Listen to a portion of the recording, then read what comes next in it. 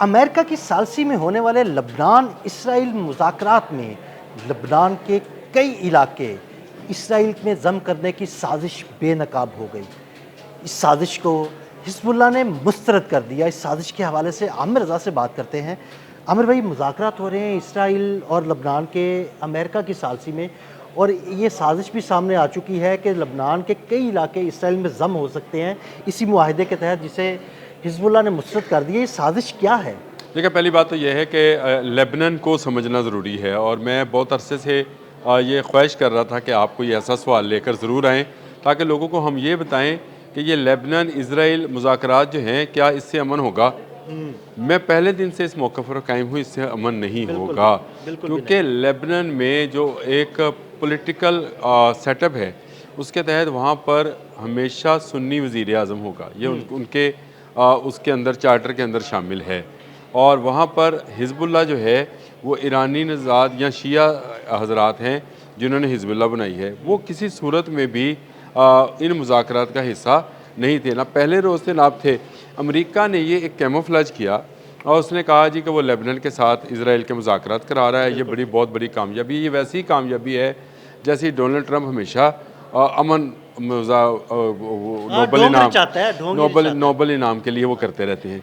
इस तरह का एक उन्होंने जो है वो बाकायदा किया। मार्क रूबियो गए और उन्होंने वो माहदे पर दस्तखत किए, लेकिन इसका फ़ायदा जो था ना इज़राइल को होने वाला है ना हिज़्बुल्लाह इस पर आने वाला है, क्योंकि अगर लेबनान के वो इलाके जिन पर इस वक्त इज़राइल काबिज़ है उस पर अगर देखा जाए तो अमलदारी हिज़्बुल्लाह की है।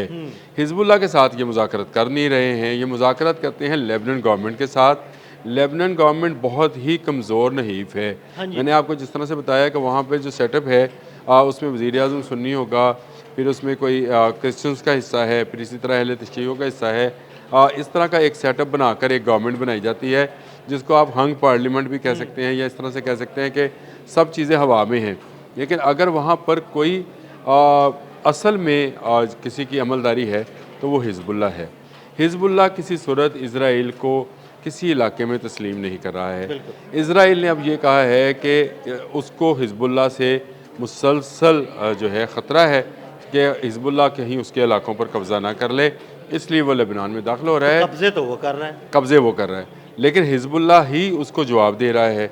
लेबनान गवर्नमेंट का हिज़्बुल्लाह के साथ कोई लेना देना नहीं है, तो इसलिए वो जो अमन मुआहदा मार्क रूबियो और ये इस्लाम गवर्नमेंट के दरमियान हुआ था, ये इससे हिज़्बुल्लाह ने बिल्कुल इनकार कर दिया है।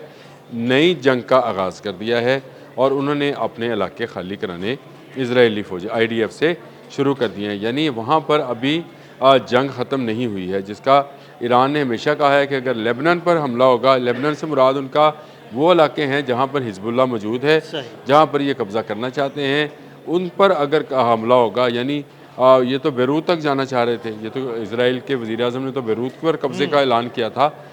तो ईरान इस माहदे को ख़त्म समझे, ईरान अमेरिका माहदे को जंग बंदी को ख़त्म समझे, हम जंग का दोबारा आगाज़ कर देंगे। अब भी हिज़्बुल्लाह ने सरीहन इनकार कर दिया है उस अमन माहदे को मानने से। हिज़्बुल्लाह का जो इनकार है, मेरा ख्याल है कि वो बिल्कुल ग्राउंड रियलिटीज़ को सामने रख के देखें तो बिल्कुल ठीक वो कह रहे हैं। देखिए, अगर लबनान के इलाके आप इसराइल में जम करने की साजिश करेंगे तो हिज़्बुल्लाह तो फिर रिटेलिएट करेगी। देखिए, ये सरहदी इलाके हैं। अब मैं एक मिसाल हिज़्बुल्लाह की बिल्कुल ठीक है कि इज़राइल को चंद इलाके दे भी दिए जाएँ, तब इज़राइल की सरहद वहाँ पर आ जाएगी जहाँ पर होगा, और उससे आगे जो इलाका होगा उसमें फिर वो जो है मुज़ाहमत शुरू हो जाएगी। तो इसका मतलब ये है कि इज़राइल इस जंग को जारी रखना चाहता है।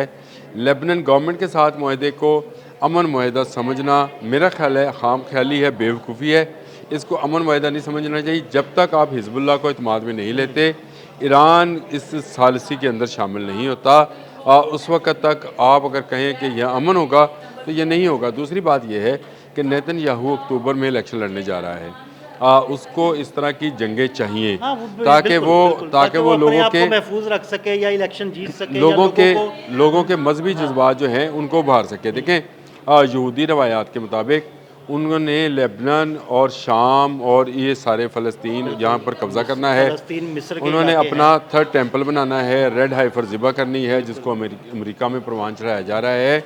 ये सारा काम करने, ये सारे रिचुअल्स पूरे करने के लिए उनका लेबनान और शाम पर कब्ज़ा बड़ा ज़रूरी है। फिर वो मिस्र तक, कल आपने बड़ा अच्छा वो पॉइंट दिया था कि मिस्र तक, क्योंकि वहाँ पे हराम मिस्र हैं और मुझे पता है कि दज्जाल का हेड ऑफिस भी वहीं पर बनना है उन हराम्स के अंदर।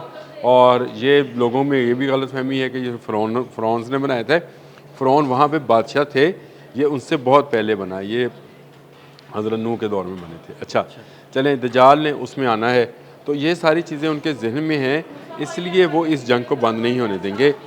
ये जो अमन मुआहदा है, ये सिर्फ एक कैमोफ्लेज था ताकि ईरान को मुआहदे की टेबल पर लाया जाए और उससे कुछ शराइत तस्लीम करा ली जाएँ, जिससे इसराइल को मज़ीद रिलीफ मिले और ईरान की न्यूक्लियर और मिसाइल टेक्नोलॉजी जो है उस तक रसाई हासिल कर ली जाए। फिर देख लिया जाए कि उसके पास किस रेंज की मिसाइल टेक्नोलॉजी है और कहाँ तक उसने यूरेनियम अफजुदा कर रखा है। उसके बाद ये ग्रेटर इसराइल वाला जो प्लान है, जिसमें अभी आपको हल्की हल्की गोलाबारी नज़र आती है या मिसाइलबाजी नज़र आती है या फायरिंग नज़र आती है, छोटे इलाकों पर कब्ज़ा नज़र आता है, ये एकदम से ये वसी होता नज़र आएगा। दुनिया भर से जो यहूदी फाइनेंसर्स हैं वो इसको फाइनेंस करना शुरू करेंगे और फिर अमेरिका की कुव्वत होगी, इसराइल की साजिश होगी और इस्लामी दुनिया उसके सामने एक केक की तरह पड़ी होगी, जिसके मुख्तलिफ टुकड़ों को पहले टुकड़ों में तकसीम कर चुके हैं वो, अब उन पेस्ट्रीज़ को जो हैं वो खाना चाहते हैं। ये चाहे लेबनान है, चाहे शाम है, चाहे मिस्र है, चाहे इराक़ है, चाहे कुवैत है, चाहे दोहा है, कतर, जब आप नाम लेते चले जाएँ, इन तमाम इलाकों पर उन्होंने तसल्लुत करना ही करना है। इसमें अब हिज़्बुल्लाह ही वाहद, मैं ये समझता हूँ, हिज़्बुल्लाह और इराकी शिया मलेशिया जो है, ये सिर्फ उनकी राह में सबसे बड़ी रुकावट है। इस रुकावट को दूर करने के लिए उन्होंने लेबनान गवर्नमेंट को कहा कि आप हिज़्बुल्लाह को जो है इस बात पर राज़ी करें कि वो हमारे साथ माहिदे पर आ जाएं। लेकिन हिज़्बुल्लाह ने अक्लमंदी का मुजाहरा किया तो वो इसराइल के साथ टेबल पर नहीं गए। लेबनान ना कि करना क्या चाहते हैं, और लेबनान गवर्नमेंट जो है वो इस साजिश का हिस्सा तो बनी, लेकिन वो हिज़्बुल्लाह को तैयार नहीं कर सकी कि वो वाशिंगटन में, जिसका डोनाल्ड ट्रंप ने ऑफ़र किया था कि हम हिज़्बुल्लाह के साथ राब्ते में हैं और बहुत जल्द हिज़्बुल्लाह के अहम जो सरकर्दा लीडर्स हैं वो वाशिंगटन में हमारे साथ बैठे होंगे और हम उनके साथ अमन मुआहदा करेंगे।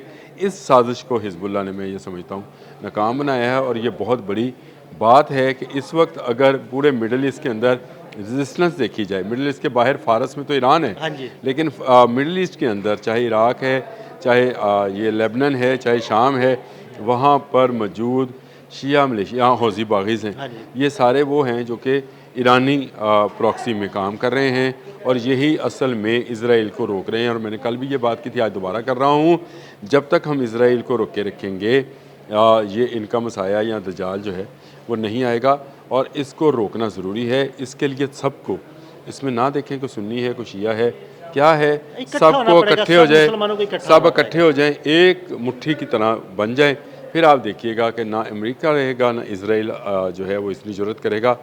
ये बहुत वक्त की ज़रूरत है, इस पर ज़रा गौर करने की ज़रूरत है। मैं तो सिर्फ, हम बयान कर सकते हैं, हम यहाँ खड़े हैं, लेकिन हम बयान करते रहेंगे कि असल में हक़ाइक़ हैं क्या। असल में हक़ाइक़ ये हैं कि हिज़्बुल्लाह ने जंग जारी रखने का ऐलान कर दिया। बहुत शुक्रिया आमिर भाई। आमिर भाई ने इस सारे मंसूबे के बारे में बड़ी तफसील के साथ आपको बताया। मज़ीद अपडेट्स के लिए हमें फॉलो करते रहें। अदील अहमद और आमिर रज़ा को इजाज़त दीजिएगा। अल्लाह हाफ़िज़।